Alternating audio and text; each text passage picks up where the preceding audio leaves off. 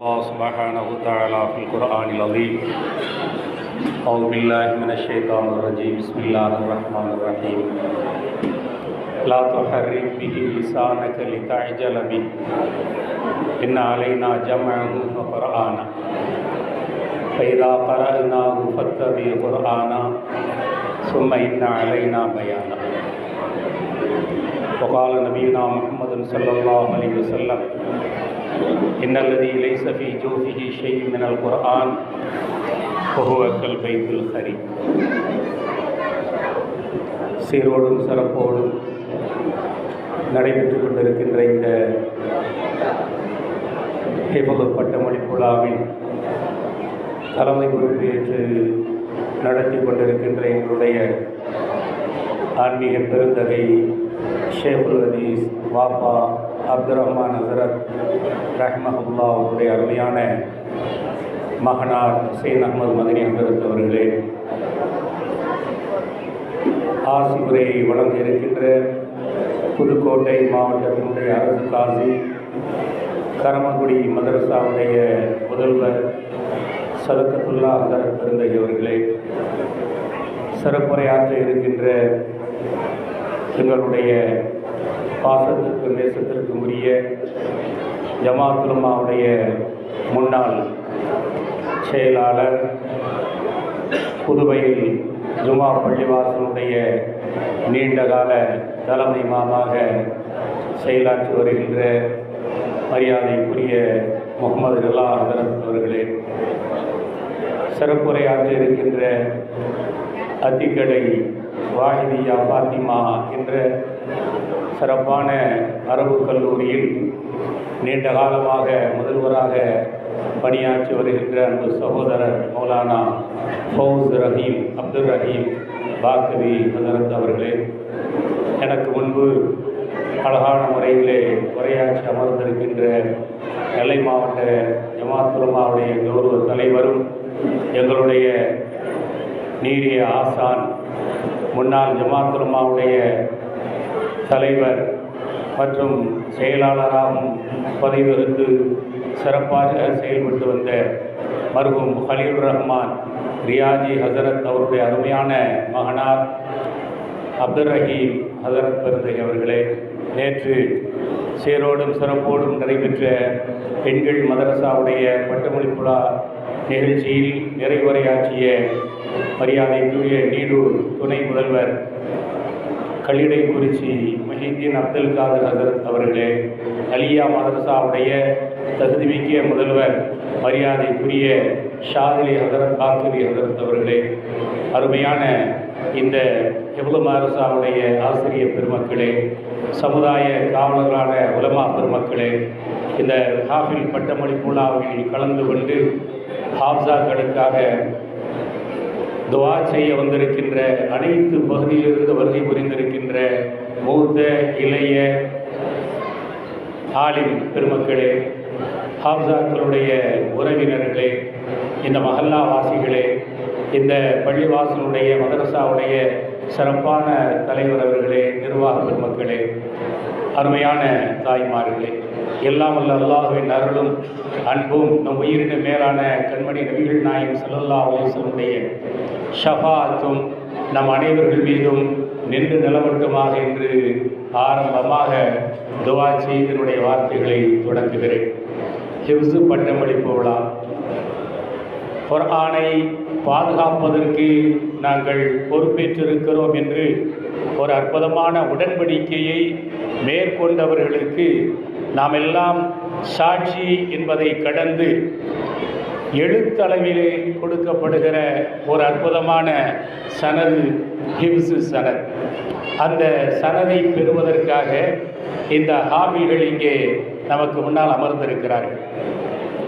ஹுதைபியா உடன்படிக்கையில் 1400 பேர்கள் கலந்து கொண்டார்கள்.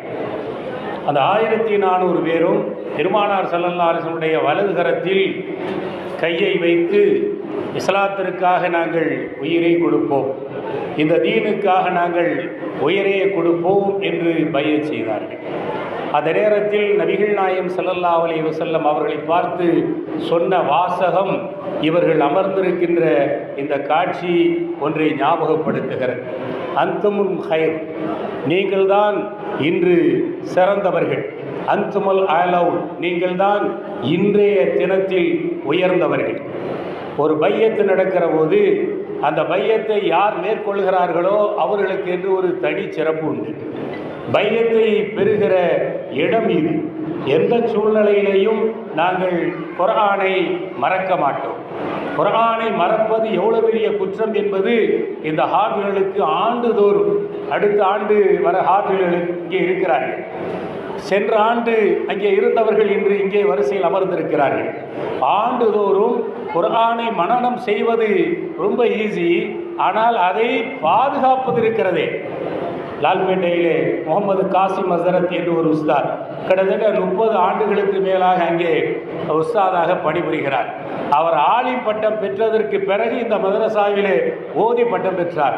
இன்றும் மகரிபிலிருந்து இஷா வரை ஓதிக்கொண்டே இருப்பார். சில ஹாப்ஸாக்களுக்கு ஓத வேண்டிய அவசியமே இல்லை. பிறை பிறந்ததற்கு பிறகு அவர் ஓதினால் போதும், அவர்களுக்கு கூடுதல் ஞானங்களை எல்லாம் தந்திருக்கிறார். சில ஹாஃபில்கள் அன்றாட ஓதிக்கொண்டிருப்பார்கள். அதுபோன்று நாள்தோறும் மகரிபில் இருந்து இஷா வரை ஓதுவார்கள். இந்த ஆண்டும் கூட நீடூரிலே பட்டம் பெற்ற ஒரு ஆலிம் இங்கே ஹிஃப்ஸ் ஓதிக்கொண்டிருக்கிறார். ஒரே வருஷத்தில் 20 ஜுஸ்வை மனனம் செய்துவிட்டார் என்று நேற்று இங்கே வந்து கேள்விப்படுவது உண்மையிலே சந்தோஷம்.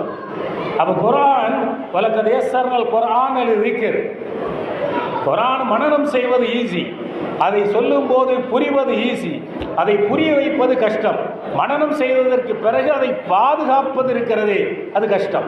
அதனாலே ஸல்லல்லாஹு அலைஹி வஸல்லம் இவ்வளவு சிறப்பை இந்த ஹாஃபில்களுக்கு கொடுத்த நபிகள் நாயகம் ஸல்லல்லாஹு அலைஹி வஸல்லம் மறக்கும் போது அதை கடுமையாக விமர்சனம் செய்கிறார்கள். பாவங்களிலே மிகப்பெரிய பாவம் என்ன? குர்ஆனை மனனம் செய்து மறப்பது என்று நபிகள் நாயகம் ஸல்லல்லாஹு அலைஹி வஸல்லம் அன்னவர்கள் எச்சரிக்கை செய்திருக்கிறார்கள். சின்ன வயது இந்த பிள்ளைகளை எல்லாம் பார்க்கிற போது 7 வயதிலே குர்ஆனின் மனனம் செய்த ஷாஃபி இமாம் நமக்கு ஞாபகத்திற்கு வருகிறார்கள் என்று அலியா மதரசாவுடைய முதல்வர் அபுல் ஹசன் ஷாதிலி ஹசரத் அவர்கள் சொன்னார்கள். ஹரத் அப்துல்லா இப்னு மஸ்ஊத் ரலியல்லாஹு அன்ஹு அவர்களுக்கும் 7 வயது தான். ஹரத் அப்துல்லா இப்னு அப்பாஸ் ரலியல்லாஹு அன்ஹு அவர்களுக்கும் 7 வயது தான். கோழி கொண்டு விளையாடி கொண்டே குர்ஆனை மனனம் செய்கிற வயது. மேலப்பாளையம், கடையநல்லூர் போன்ற ஊர்களெல்லாம் விளையாடி கொண்டே குர்ஆனை மனனம் செய்கிற சிறுவர்கள் உண்டு. அதாவது காக்குடியிலே நின்று கொண்டு பாய் நெய்து கொண்டு வேஷ்டி கைலிகளை சேலைகளை நெய்து கொண்டு மனனம் செய்கிற பெண்கள் எல்லாம் உண்டு.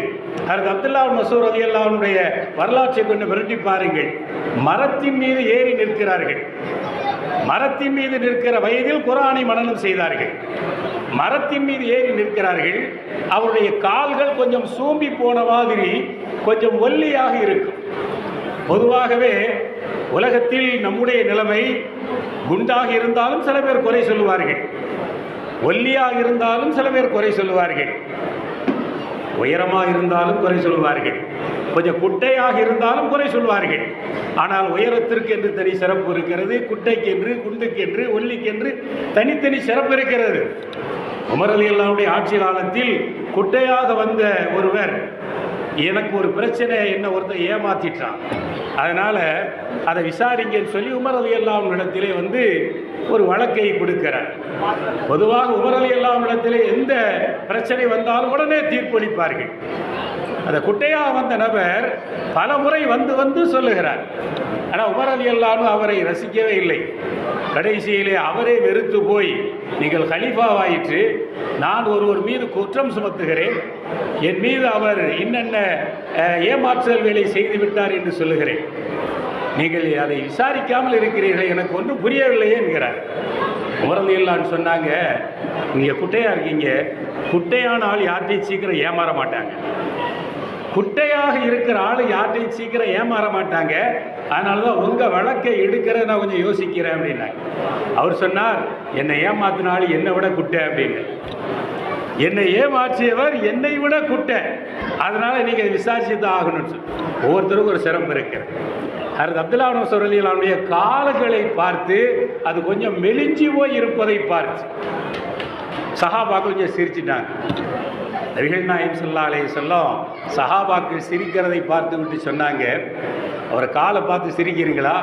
இந்த கால்கள் உஹது மலையை விட இவருடைய நன்மை தட்டுக்கு வெயிட்டை தரும் அப்படின்னாங்க.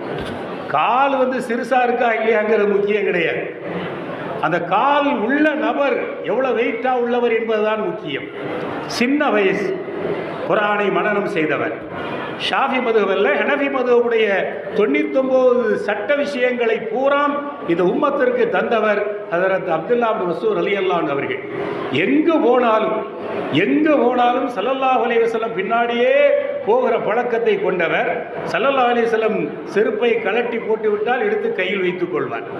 தூங்கி எழுந்து விட்டால் அவருடைய தலையணையை எடுத்து கையில் வைத்துக் கொள்வார். மிஸ்வாக் போட்டு விட்டு குச்சியை வைத்து விட்டால் எடுத்து கையில் வைத்துக் கொள்வார். நபிகள் நாயகம் ஸல்லல்லாஹு அலைஹி வஸல்லம் இவர் என்னுடைய செருப்புக்கு சொந்தக்காரர்.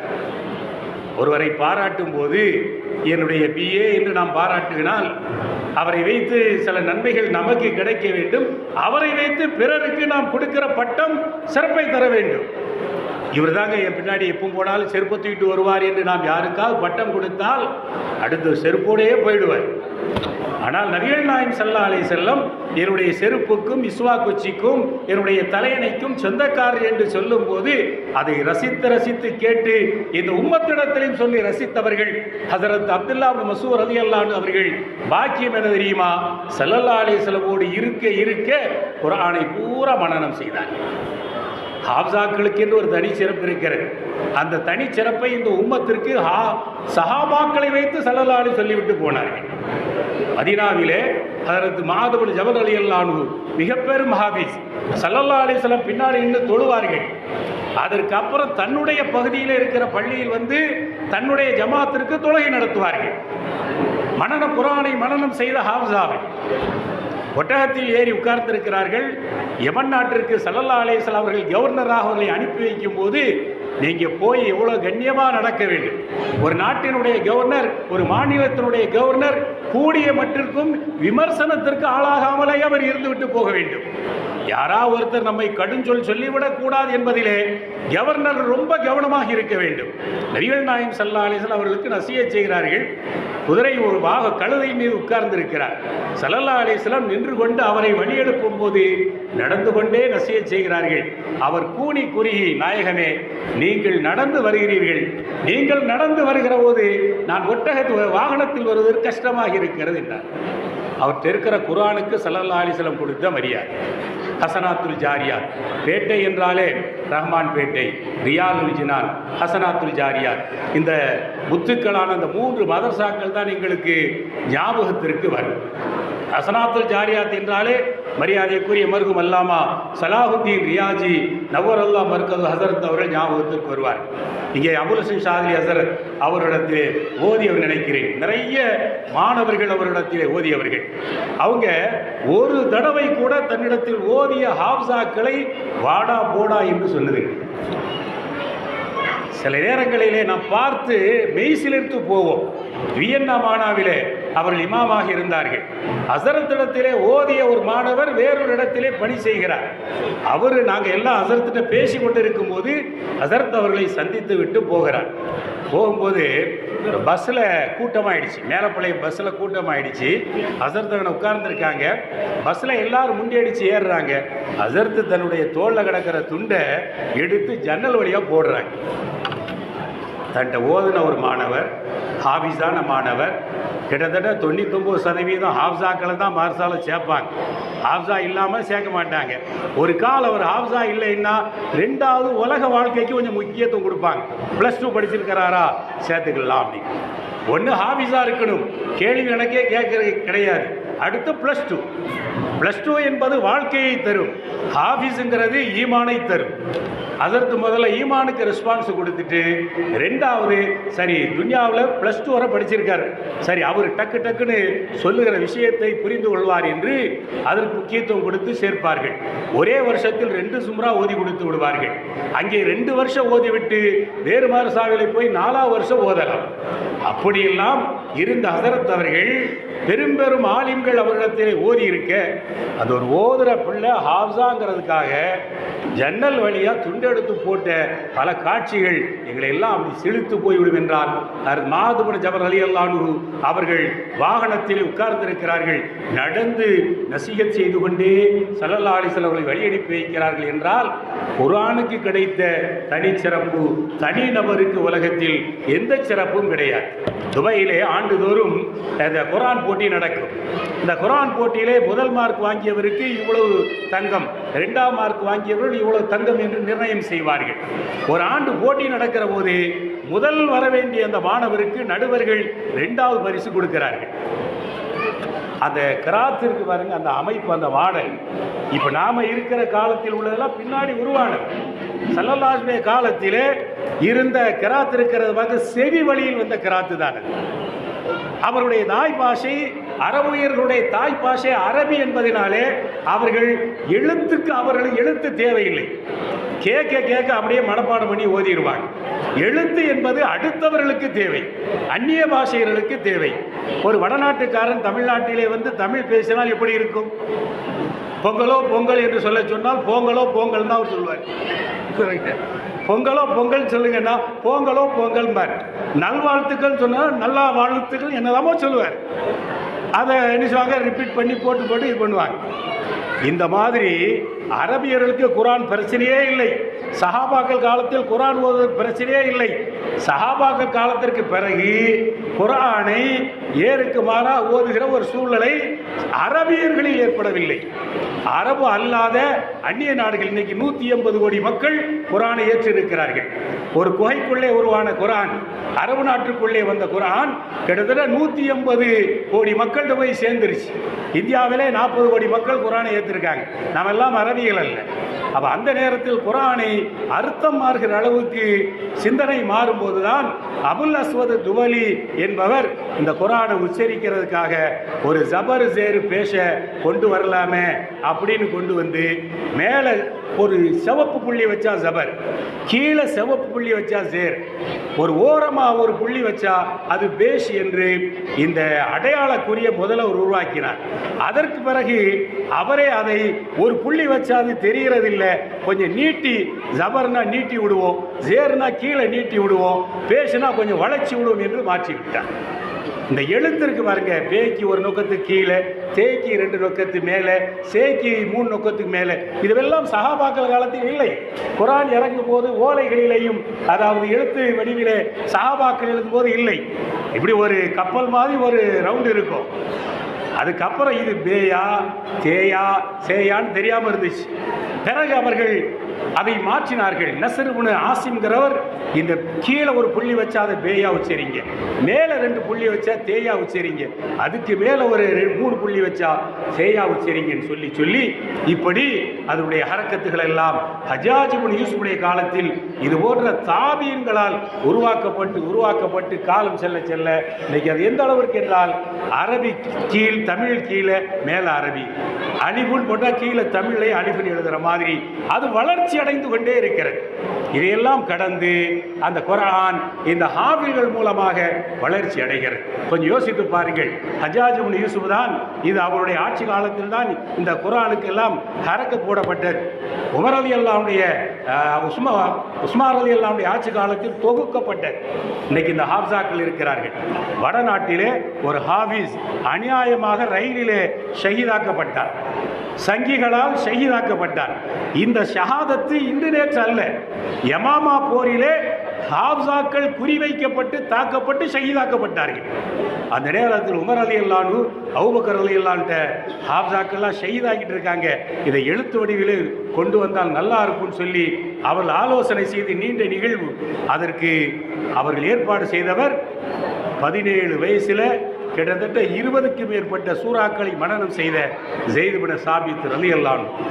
அவர் கையில் பொறுப்பை கொடுத்தாங்க. அவர் வயசு 25. ரசூலுல்லாஹி ஸல்லல்லாஹு அலைஹி வஸல்லம் பார்க்காமலேயே நிறைய சூறாக்களை மனனம் செய்தவர் ஸெய்த் இப்னு சாபித்.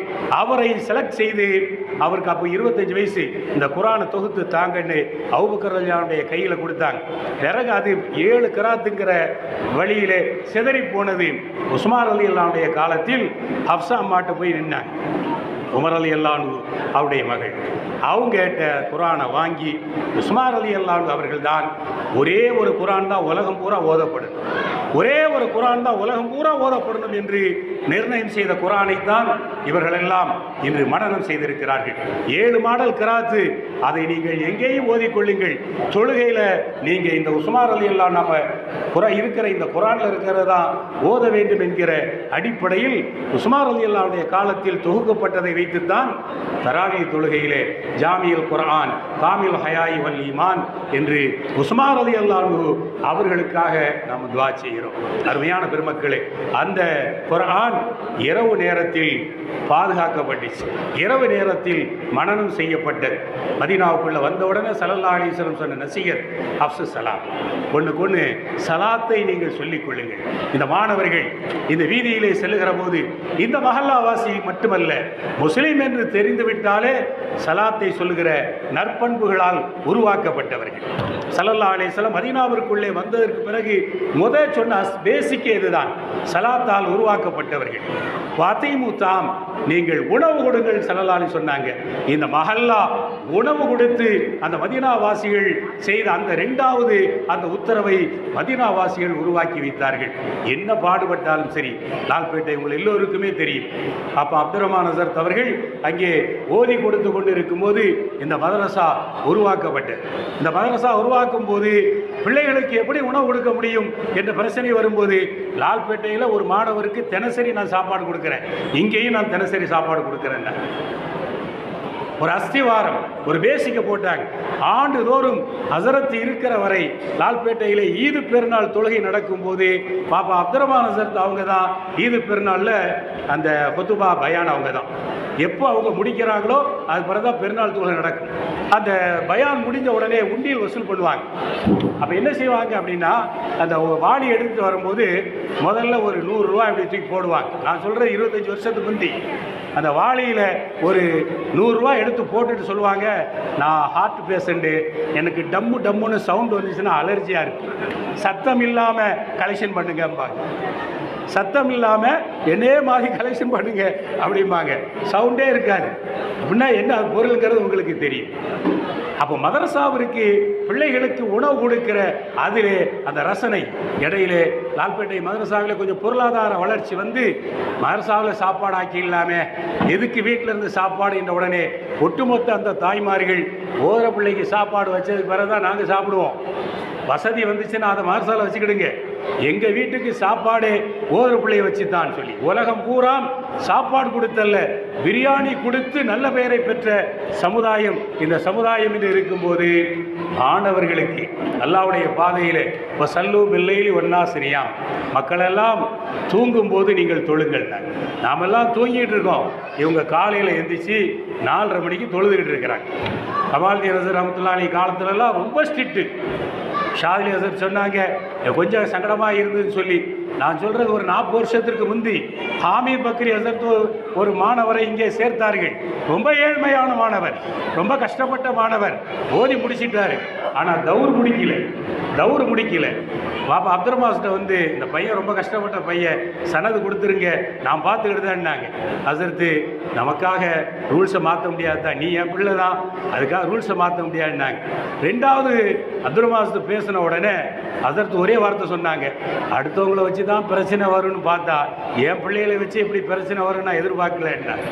உடனே வாப்பா நான் தெரியாமல் பேசிட்டேன், மன்னிச்சுக்கிடுங்க.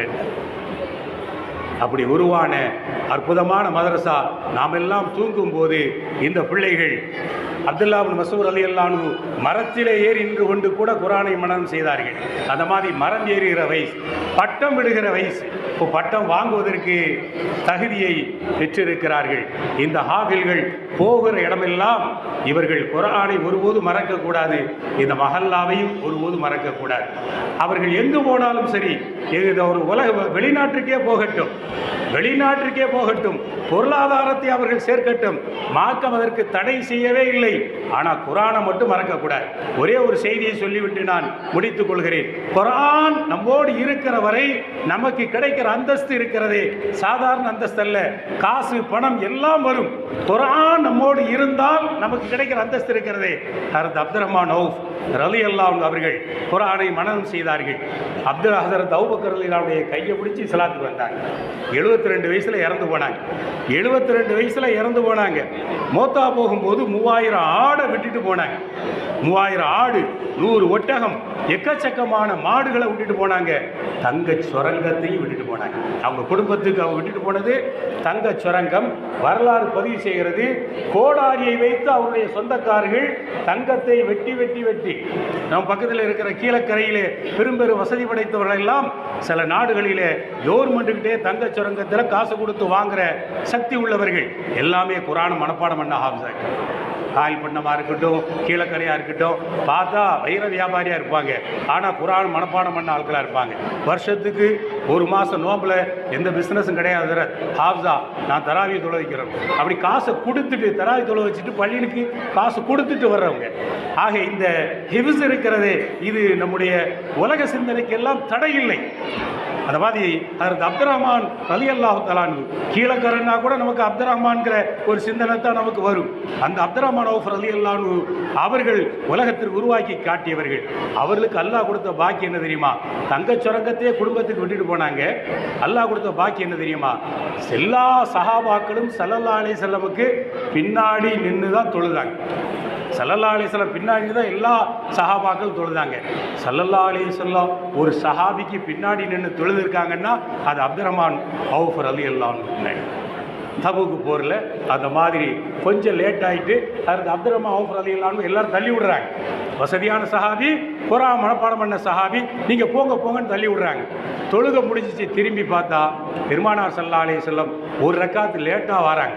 லேட்டாக வந்ததுனால எந்திரிச்சு அந்த ஒரு ரக்காத்தை தொழும்போது பார்க்கிறார்.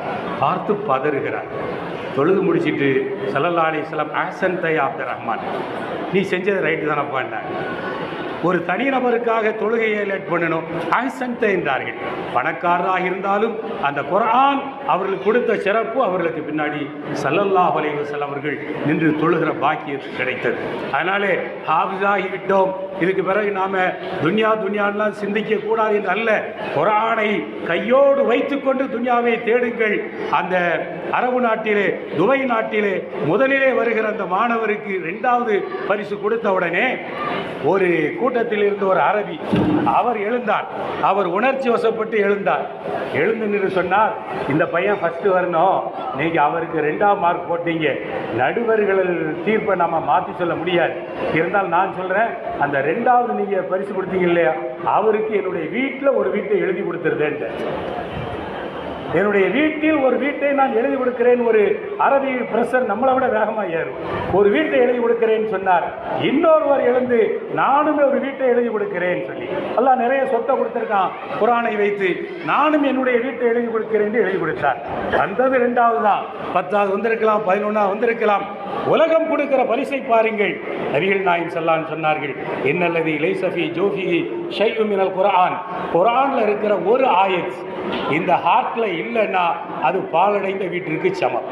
குர்ஆன் இதற்குள்ளே வந்துவிட்டால் வீடே நமக்குள்ளே வந்துவிடும் என்பதற்கு இன்றைக்கும் அரபியர்கள் சாட்சி. இதை ஒரு சுப செய்தியாக இந்த ஹாஃபிஸா கிட்ட சொல்லிட்டு அவர்கள் செய்கிற இந்த ஒப்பந்தம் இன்று அவர்கள் சிறப்பு ஆனவர்கள் என்பதற்குண்டான அடையாளம். அதே நேரத்தில் இந்த சிறப்பை அவர்கள் காலம்பூரா குர்ஆனை மனனம் செய்த அதை பாதுகாக்க வேண்டும் என்ற ஒரு நல்ல செய்தியை சொல்லி இந்த ஒரு நல்ல வாய்ப்பை தந்த நிர்வாகத்திற்கும் தம்பி மர்சாவுடைய முதல்வர் அவர்களுக்கும் சார்மார் நன்றி கூறி நிறைவு செய்கிறேன். வாஹிர் தவானா அல்ஹம்துலில்லாஹ். அஸ்ஸலாமு அலைக்கும்.